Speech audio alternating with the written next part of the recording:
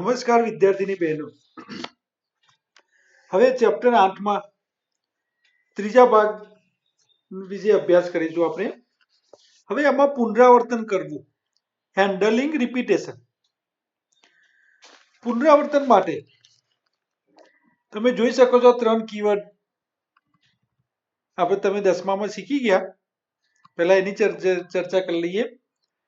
તો આ જે કાર્યો કરવાની હોય, એક સરખા કમાન્ડ અનેક વખત પુનરાવર્તિત કરવાની પ્રક્રિયાને લૂપિંગ કહે છે. આ એક્ઝામમાં પૂછી શકાય. એક સરખા કમાન્ડ અનેક વખત પુનરાવર્તિત કરવાની પ્રક્રિયાને લૂપિંગ કહે છે. પુનરાવર્તિત કાર્યો કરવા માટે લિનક્સમાં ફોર, વાઇલ અને અનટિલ એમ 3 કીવર્ડ પૂરા પાડવામાં આવે છે. આ પણ પૂછી શકાય એક્ઝામમાં. કયા 3 કીવર્ડ? લૂપિંગ. આ 10મામાં શીખી ગયા એના ડિટેલ્સ વિશે. હવે આમાં ફોર લૂપ તેના વિધાનમાં કિંમતોની યાદી ઉમેરવાની છૂટ આપે છે. યાદીમાં આવેલ દરેક કિંમત માટે લૂપનો અમલ કરવામાં આવે છે. એની વાક્ય રચના એમાં આપેલી છે. નેક્સ્ટ પેજમાં આની વાક્ય રચના છે. આપણે પ્રોગ્રામમાં જ જોઈ લઈએ. એનો ઉપર જે છે એ પ્રમાણે આ એની સ્ક્રિપ્ટ છે. સ્ક્રિપ્ટ 19. હવે સ્ક્રિપ્ટ એના માટે છે કે ડિલીટ ઝીરો સાઇઝ ફાઇલ. આપણી અંદર કોમ્પ્યુટરમાં ઝીરો સાઇઝ એટલે જે ફાઇલ બનાવેલી હોય એની અંદર કોઈ લખાણ જ ના હોય, એટલે એમાં કંઈ જ ના હોય, તો એવી ફાઇલને ડિલીટ કરવા માટેનો એક એની સ્ક્રિપ્ટ છે. Enter directory name. કઈ ડિરેક્ટરીમાંથી તમે આ વસ્તુ કરવા માંગો છો એના માટે ડિરેક્ટરીનું નામ તમે આપશો. જો એ તમે નામ કદાચ ખોટું આપશો, પહેલા એ ચેક કરશે એ છે કે નહીં. નહીં હોય તો આ રીતનો મેસેજ આવે, directory $name does not exist. જો હશે તો એમાં એલ્સ પછીના ભાગમાં અહીંયા તમે આ જોઈ શકો એલ્સ પછીનો ભાગ એમાં લેશે. હવે એમાં CTR એટલે કંટ્રોલ ઇઝ ઇક્વલ ટુ 0 શરૂઆતની એની કિંમત આપી દીધેલી છે. હવે વિદ્યાર્થી બહેનો, આ સ્ક્રિપ્ટમાં આપણે ફોર લૂપમાં સમજી લઈએ. બાકીના લૂપમાં થોડીક શોર્ટમાં સમજાવી દઈશ. તો અહીંયા ફોર આઈ ઇન આ જે વાક્ય છે ફોર પછી, એ તો આપણું પુનરાવર્તન માટે આ લાઈન અગત્યની છે.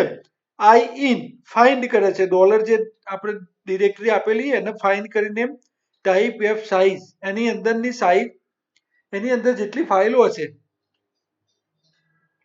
એ ફાઇલ દરેક વારાફરતી ચેક કરશે. પહેલી વખત આવશે ફોર પછી અહીંયા ડુ તરત છે.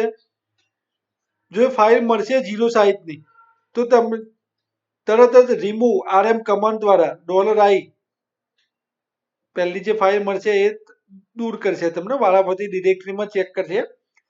એના પછી ઇકો ફાઇલ, આ ફાઇલ ડિલીટેડ એવો મેસેજ આવશે. CTR is equal two expression $control આ કંટ્રોલ માટે છે. પહેલા 0 ફાઇલ પછી 1 2 3 આ રીતે કેલ્ક્યુલેશન કરવા માટે એના વારા પ્રમાણે પુનરાવર્તન માટે. એક રાઉન્ડ અહીંયા પૂરો થયો, બીજા રાઉન્ડમાં CTR ની કિંમતમાં એક પ્લસ કરાવવું જરૂરી છે. અહીંયા 0 છે, એના પછી 1 થશે, 2 થશે. આ રીતનું આ જે લૂપ છે એમાં નિયંત્રણ એમાં ફરતું રહેશે લૂપ. એના પછી ડન, આ પ્રોસેસ પૂરી થઈ ગઈ. પછી ઇફ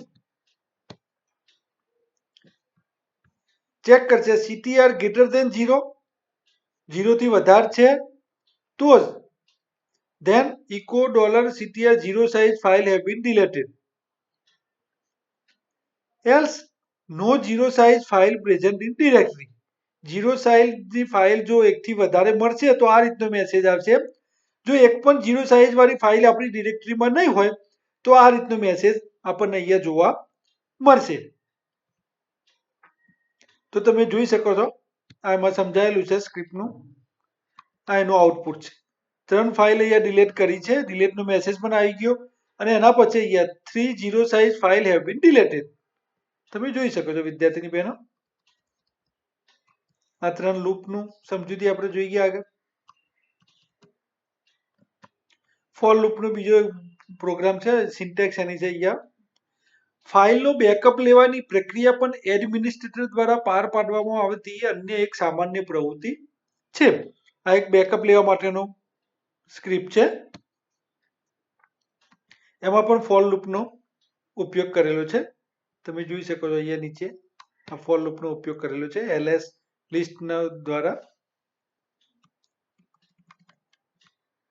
આ એની સમજૂતી આપેલી છે, બરાબર ધ્યાનથી વાંચીને સમજી શકો છો એમાંથી તમે. હવે એના પછી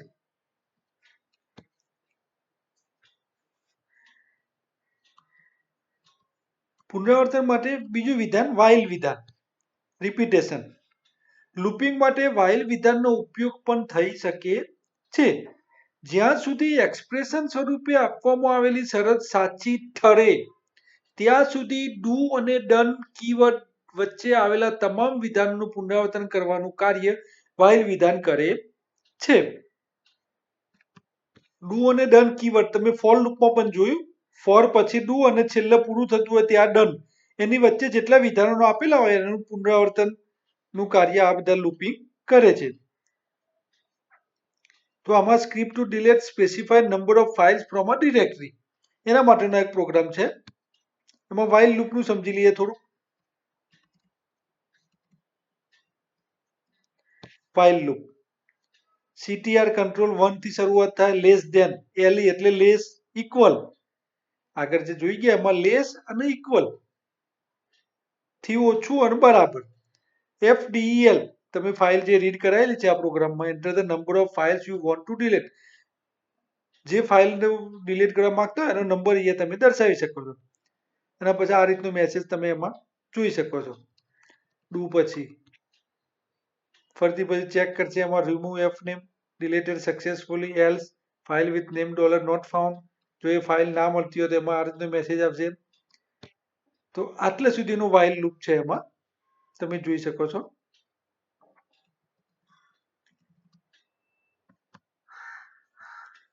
આ એની પ્રોગ્રેસ સ્ક્રિપ્ટની આપણે સ્ક્રિપ્ટ 21 ની સમજૂતી અહીંયા આપેલી છે મેં જે સમજાય એ પ્રમાણે.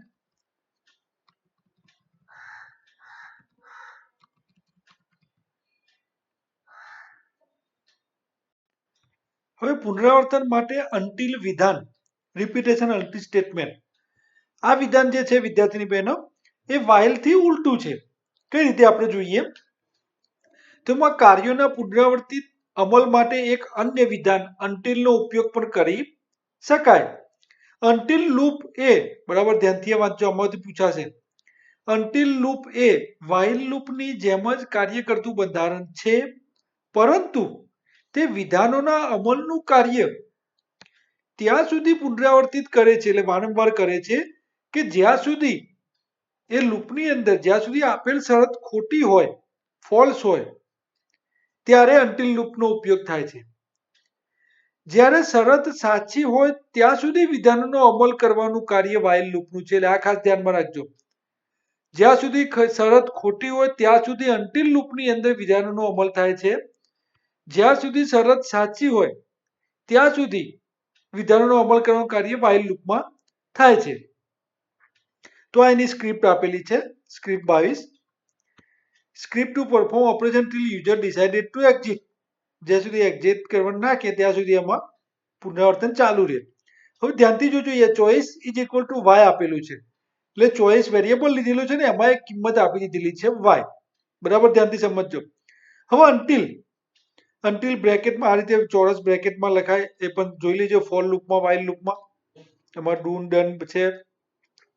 તો અહીંયા $choice ઇઝ ઇક્વલ n છે, એનો મતલબ આની અંદરનું જે અનટિલ પછી ડુ અને ડનની વચ્ચેનું જે વિધાનો છે એનો અમલ ક્યાં સુધી ચાલુ રહેશે, તો જ્યાં સુધી આપણે choice is equal two n એટલે નો નહીં આપીએ ત્યાં સુધી. તમે એમાં જોઈ શકો છો અહીંયા છેલ્લે અહીંયા ચોઇસ આપેલી છે, આ message enter your choice A થી E, રીડ CH, અલગ અલગ વર્કિંગ છે. છેલ્લે do you want to continue, આ ડનની અનટિલમાં જ છે. Echo do you want to continue, તમને મેસેજ પૂછશે, તમારે એમાં આન્સર આપવાનો. જો જ્યાં સુધી તમે n નહીં ટાઈપ કરો ત્યાં સુધી આમાં પુનરાવર્તન ચાલુ રહેશે. જેવું n અક્ષર ટાઈપ કરશો કીબોર્ડમાંથી આપશો ત્યારે તરત જ એમાંથી બહાર નીકળી જશે. એટલે જ્યાં સુધી એન સિવાયનું ટાઈપ કરશો તો એમાં તમે લૂપની અંદર ફરતા રહેશો, એટલે કે પ્રોગ્રામ એની અંદર ફરતો રહેશે choice is equal to N ના મળે ત્યાં સુધી. તમારે વારાફરતી બધા અલગ અલગ કામ કરવા. આ પ્રોગ્રામ આપણે જોઈએ આગળ. કેસ જે સ્ટેટમેન્ટ હતું એમની અંદર સમજૂતી આપેલી પ્રેઝન્ટ વર્કિંગ ડિરેક્ટરી ડિલીટ કરવા માટેની, એના માટેની આ સ્ક્રિપ્ટ છે. જ્યાં સુધી એમ નહીં આપો ત્યાં સુધી તમે એની અંદર અલગ અલગ કામ કરતા જ રહેશો. ટાઈપ તમને મેસેજ આપશે એટલે તમે એમાં પ્રેઝન્ટ વર્કિંગ ડિરેક્ટરી જોઈએ છે, ડિલીટ કરવી છે, કયું કામ કરવું છે, બધા જે ઓપ્શન એમાં આપેલા છે એથી ઈ સુધીના એ કામ તમે એમાં કરી શકશો. ઇનકરેક્ટ ચોઇસનો પણ મેસેજ અહીંયા આપેલો છે. કેસ સેન્સિટિવમાં કેસ સ્ટેટમેન્ટમાં આપણે જોઈ ગયા. આ મેઇન મહત્વનું છેલ્લા આ તમને પૂછશે, તમે એન ટાઈપ કરશો તો તરત જ એમાંથી બહાર નીકળી જશો. આ ડન છે.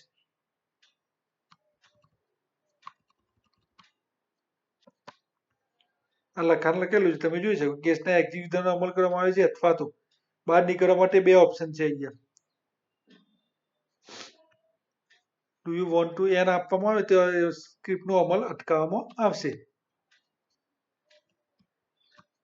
આ રીતે તમે જોઈ શકો છો એનું આઉટપુટ ABCD એક્ઝિટ. સ્ક્રિપ્ટમાં વિધેય. લિનક્સ શેલ સ્ક્રિપ્ટમાં વિધેયો ની રચના કરવા માટેની પણ સુવિધા ઉપલબ્ધ છે. આ પણ પૂછી શકાય. શેલ સ્ક્રિપ્ટમાં આવેલા નાના વિભાગ એટલે કે સબસ્ક્રિપ્ટને ફંક્શન કહે છે. એમાં અલગ અલગ મોડ્યુલો બનાવવામાં એનો ઉપયોગ થાય છે. અહીંયા સ્ટેટસ કોડ પરત કરે છે. શેલ સ્ક્રિપ્ટમાં આવેલ ફંક્શન કોઈ કિંમત પરત કરતા નથી, પરંતુ સ્ટેટસ કોડ પરત કરે છે. પ્રોગ્રામ છે એમાં આ જે ફાઇલ ટુડે છે એ બે અહીંયા ફંક્શન બનાવેલા છે. ફાઇલ ટુડે અને બીજું છે મોડિફાઈડ ટુડે. આ બે વિધેય બનાવેલા છે.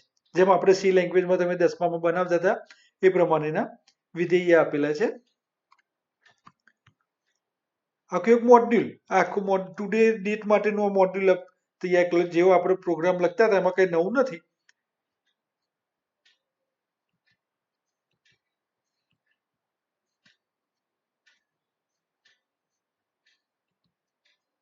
પછી વિધેય જો વિધેયનો ઉપયોગ ક્યાં કરેલો છે? અહીંયા એમાં ફાઇલ ટુડે એને કોલ કરાવે છે. પછી અહીંયા મોડિફાઈ ટુડે. તો આ રીતનો એમાં વિધેય નો ઉપયોગ કરી શકીએ આપણે. હવે આજે ફાઇલ ટુડે અને મોડિફાઈ ટુડે નામના બે ફંક્શનનો ઉપયોગ કરેલો છે. એમાં ચલના નામની પાછળ આવતા કૌંસ, આ જે કૌંસ છે તે ફંક્શન હોવાનો નિર્દેશ કરે છે. આનાથી ખ્યાલ આવે કે આ ફંક્શન છે ફાઇલ ટુડે. બાકી એને વેરિયેબલ તરીકે સમજી લે. તમે બંને વિધેયમાં પાછળ જોઈ શકો છો. વિધેય ગુજરાતી શબ્દ છે, ફંક્શન એનો ઇંગ્લિશ વર્ડ છે.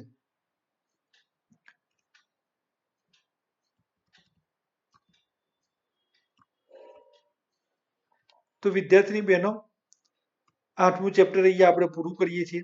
એનું આઉટપુટ તમે સમજી શકો છો. તો અહીંયા 8મું ચેપ્ટર પૂરું કરીએ છીએ. આભાર. અસ્તુ.